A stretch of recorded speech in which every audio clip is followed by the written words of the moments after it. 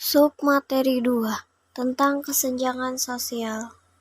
Kesenjangan sosial, ekonomi, dan teknologi masih menjadi masalah serius di Indonesia. Hal ini mempengaruhi kemajuan dan kesejahteraan masyarakat.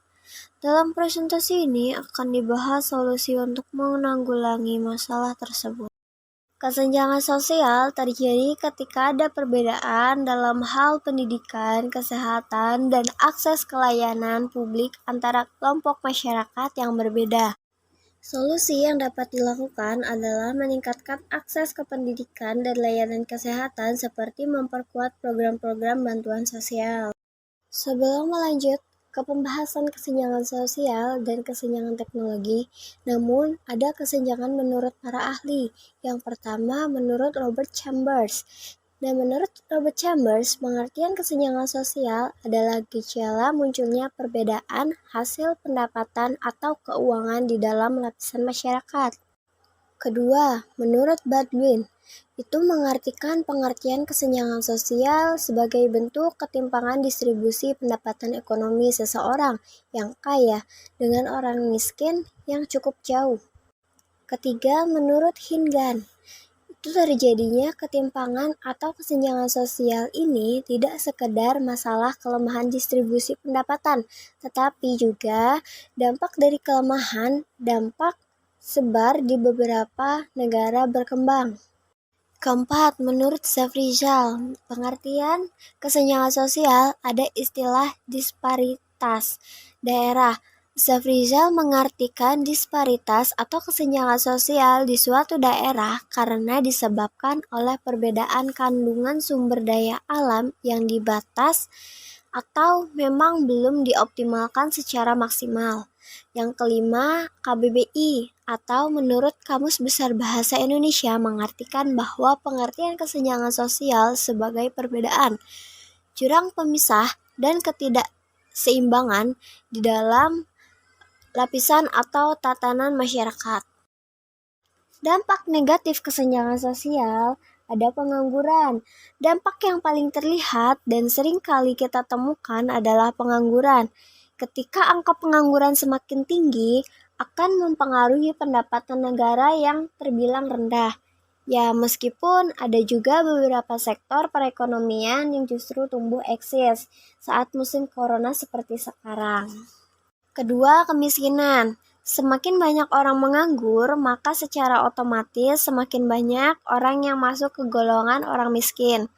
Jika ditelisik lebih dalam, kemiskinan ini sangat mengerikan akibat tidak ada uang, pasrah menunggu waktu kembali Tuhan, sehingga kanan kiri kita banyak orang kaya, makan enak sepuas mereka.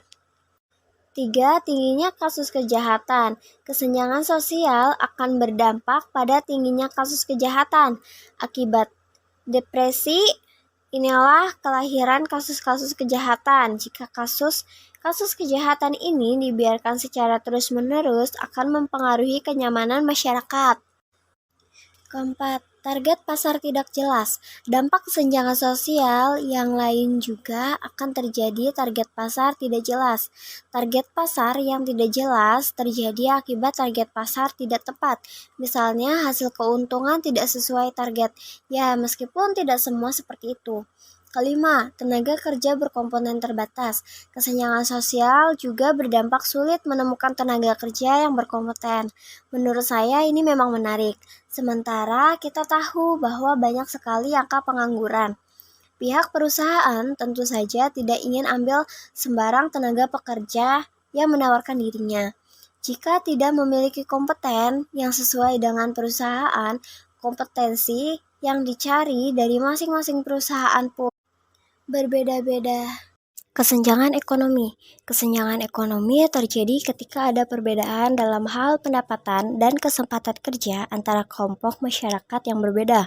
Solusi yang dapat dilakukan adalah meningkatkan akses ke pelatihan dan pendidikan untuk meningkatkan keterampilan serta memperkuat program-program pemberdayaan ekonomi masyarakat. Kesenjangan teknologi. Kesenjangan teknologi terjadi ketika ada perbedaan dalam hal akses dan penggunaan teknologi antara kelompok masyarakat yang berbeda. Solusi yang dapat dilakukan adalah meningkatkan akses teknologi dan pelatihan digital, serta memperkuat program-program pengembangan teknologi yang inklusif.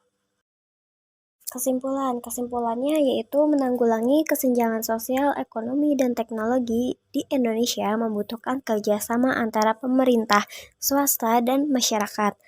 Dengan meningkatkan akses dan kesempatan serta memperkuat program-program yang inklusif, Indonesia dapat mencapai kemajuan dan kesejahteraan yang lebih merata.